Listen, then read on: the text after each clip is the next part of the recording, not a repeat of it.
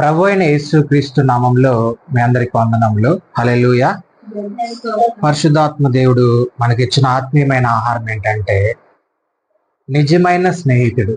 నిజమైన స్నేహితుడు ఏం చేస్తాడంటే విడవక ప్రేమిస్తాడండి. ఏం చేస్తాడు? విడవక ప్రేమిస్తాడండి. చూడండి, సామెతల గ్రంథము 17వ అధ్యాయము 17వ వచనం ఒకసారి మనం చదువుకుంటే, నిజమైన స్నేహితుడు విడువక ప్రేమించును, నిజమైన స్నేహితుడు విడువక ప్రేమించును, దుర్దశలో అట్టివాడు సహోదరుడుగా ఉన్నను. హల్లెలూయా. ఇక్కడ చూస్తే నిజమైన స్నేహితుడు ఏం చేస్తాడంట? విడవక ప్రేమిస్తాడు అని చెప్తూ ఉన్నాడు. నిజమైన స్నేహితుడు అంటే చూడండి, మన అందరికి కూడా ఎవరో ఒకరు స్నేహితులు ఈ లోకంలో ఫ్రెండ్స్ అనే వాళ్ళు ఉంటారు. కానీ వాళ్ళు ఎలాగనంటే వాళ్ళు నువ్వు ప్రేమిస్తే వాళ్ళు నిన్ను ప్రేమిస్తారు, నువ్వేదన్నా హెల్ప్ చేస్తే వాళ్ళు నీకు సహాయం చేస్తారు.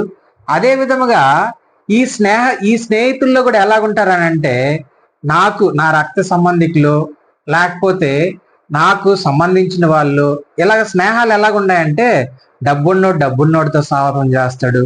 అదే విధముగా వాళ్ళ కులం ఉంటే ఆ కులం వాళ్ళతోనే సావాసం చేస్తారు. అదే విధంగా ఇంకా కలర్ను బట్టి సావాసం చేస్తారు. ఇలాగ రకరకాల స్నేహాలు ఉంటాయి. కానీ నిజమైన స్నేహితుడు ఏం చేస్తాడంట? విడువక ప్రేమిస్తాడు. ఒకవేళ నువ్వు ఎలాంటి స్థితిలో ఉన్నా ఈ స్నేహితుడు ఏం చేస్తాడంట? నీకు సహోదరుడుగా ఉంటానని చెప్తూ ఉన్నాడు. అయితే ఈ నిజమైన స్నేహితుడు ఎవరు? మనం ఒకసారి జ్ఞాపకం చేసుకుంటే, నిజమైన స్నేహితుడు అంటూ ఈ సృష్టిలో ఎవరు లేరు. ఎందుకనంటే కానీ పరలోకంలో ఒక ఆయన ఉన్నాడు. ఆయనే నజరేయుడైన యేసుక్రీస్తు ప్రభువారు. హల్లెలూయా.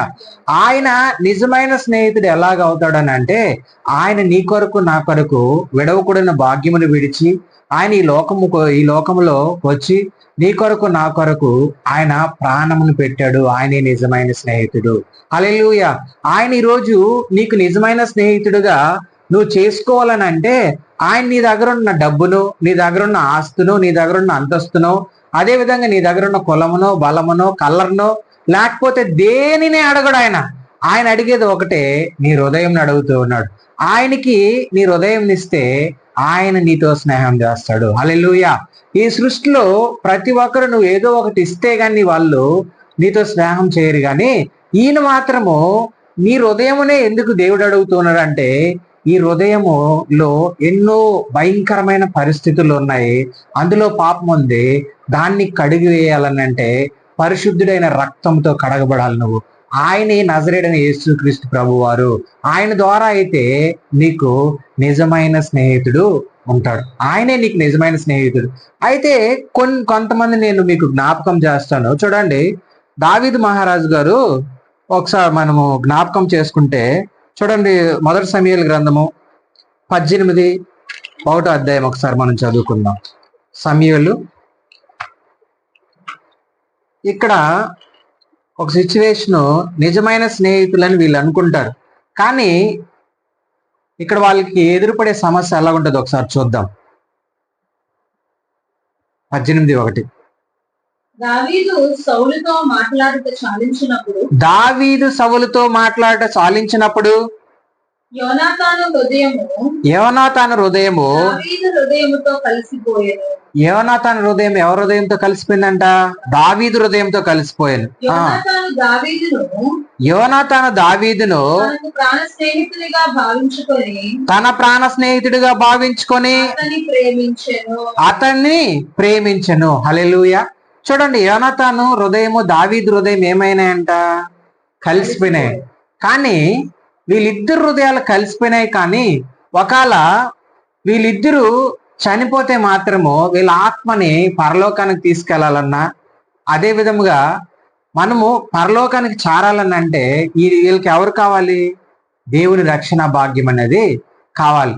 ఈ భూమి పైన ఒకవేళ ఎంత స్నేహితులుగా ఉన్నా, ఒకవేళ కలిసి ఇద్దరు చనిపోయినా కూడా సరే, ఈ భూమిపై నుంచి నువ్వు పరలోకం చేరాలనంటే నీకు నజరేయుడైన యేసుక్రీస్తు ప్రభువారు రక్షణ భాగ్యం అనేది ఖచ్చితంగా కావాలి. ఇక్కడ వీళ్ళిద్దరు ప్రాణ స్నేహితులుగా భావించుకున్నారు, వాళ్ళిద్దరు హృదయాలు కలుసుకున్నాయి. కానీ వెంటనే అదే మళ్ళీ 19వ అధ్యాయం 1వ వచనం చూడండి.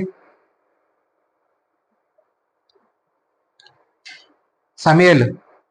అంతటా సౌలు మీరు దావీదును చంపవలసినదని తన కుమారుడైన యోనాతానుతోను సేవకులందరితోనూ చెప్పగా. చూడండి ఇక్కడ ఏం చేశారంట, ఇక్కడ వీళ్ళిద్దరు ఏమయ్యారు, ప్రాణ స్నేహితులు అయ్యారు.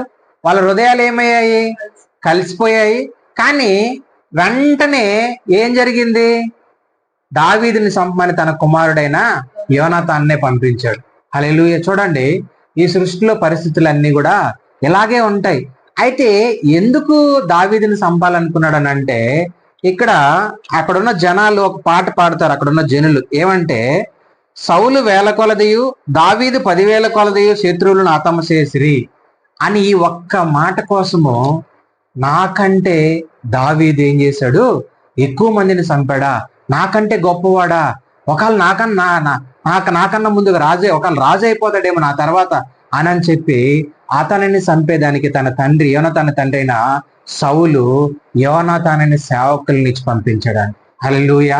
చూడండి పరిస్థితి, ఈ లోకంలో పరిస్థితి ఇలాగుంటుంది స్నేహం.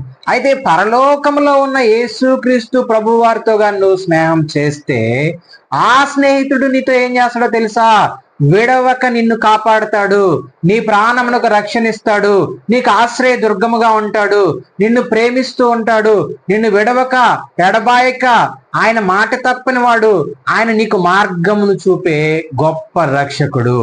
హల్లెలూయా. అయితే మనం జ్ఞాపకం చేసుకోవాల్సింది ఏంటంటే, చూడండి, యోనాతాను హృదయము దావీదు హృదయం ఏమైందంటే కలిసిందన్నారు. వాళ్ళిద్దరు ప్రాణ స్నేహితులు అన్నారు. ఆ ప్రాణ స్నేహితుడే ఇప్పుడు ఏమవుతున్నాడు, దావీదుని చంపేదానికి రెడీ ముందుకు వస్తూ ఉన్నాడు. అయితే చూడండి, ఈ లోకంలో పరిస్థితులు ఇదే విధంగా ఉంటాయి. ఒకవేళ నువ్వు ఎక్కువగా బ్రతికినా కూడా నీ స్నేహితుడు ఏమవుతాడు, చూసి దాన్ని ఓర్చుకోలేడు. కానీ పరలోకంలో ఉన్న ఆ స్నేహితుని కానీ నువ్వు స్నేహితుడిగా చేసుకుంటే, ఆయన రక్తంలో నువ్వు కడగబడితే, ఆయన రక్షణ భాగ్యం నువ్వు పొందుకుంటే, ఆయన ఎప్పుడు నీకు ఒక కంచిలాగా ఉంటాడు, ఒక ఆశ్రయ దుర్గముగా ఉంటాడు. ఆయన నీ చుట్టూ దేవదూతలను కావాలొస్తాడు. ఎందుకనంటే నీ హృదయమును ఆయనకు దయచేస్తావు. హల్లెలూయా. ఆయన నీ కొరకు ప్రాణం పెట్టాడు, నీ కొరకు ఆయన విడవకూడని భాగ్యమును విడిచాడు. ఆయన నీ కొరకు విమోచకుడుగా వధింపబడిన గొర్రె పిల్లలాగా మౌనముగా సిలువలో నీ కొరకు నా కొరకు ఏం చేశాడు తెలుసా, ఆయన మరణించాడు. హల్లెలూయా. ఆయన మరణమే ఈరోజు మనకు విజయమును తెచ్చిపెట్టింది. ఆయన మరణించి ఆఖరి రక్త బొట్టు వరకు నీ కొరకు నా కొరకు ఆయన చిందించాడు. ఆ చిందించిన రక్త బొట్టు ఈరోజు నిన్ను నన్ను ఏం చేస్తూ ఉంది, పాపంలోకి పడిపోకుండా, నరకంలో పడిపోకుండా ఆయన నిన్ను నన్ను రక్షిస్తూ ఉన్నాడు. అయితే ఇప్పుడు వరకు నువ్వు ఈ లోకంలో ఒకవేళ ఎంతో మంది స్నేహితుల్ని వాళ్ళని ప్రేమించుంటావేమో, వాళ్ళతో స్నేహం చేస్తూ ఉంటావేమో, వాళ్ళు ఒకవేళ నిన్ను మోసం చేసి ఉంటారేమో, ఒకవేళ నిన్ను చంపాలని చూసి ఉన్నారేమో. అయితే నిన్ను విడవక ప్రేమించే స్నేహితుడు ఒకడున్నాడు. ఆయనే పరలోకంలో నుంచి ఆయన 2 చేతులు చాచుకొని, ప్రయాసపడి భారము సమస్త జనులారా నా యొద్దకు రండి, నేను మీకు విశ్రాంతినిస్తానని చెప్తూ ఉన్నాడు. ఆయన దగ్గరికి వస్తే నీకు విశ్రాంతి వస్తుంది, ఆయన దగ్గరికి వస్తే నీకు రక్షణ భాగ్యం వస్తుంది, ఆయన దగ్గరికి వస్తే ఆయన నిన్ను విడవక ప్రేమిస్తాడు, ఆయన విడవక ప్రేమిస్తాడు. చూడండి, ఈ లోకంలో ఎంతో మంది స్నేహితులు కొద్ది రోజులు స్నేహం చేస్తారు, వెంటనే విడిపోతూ ఉంటారు.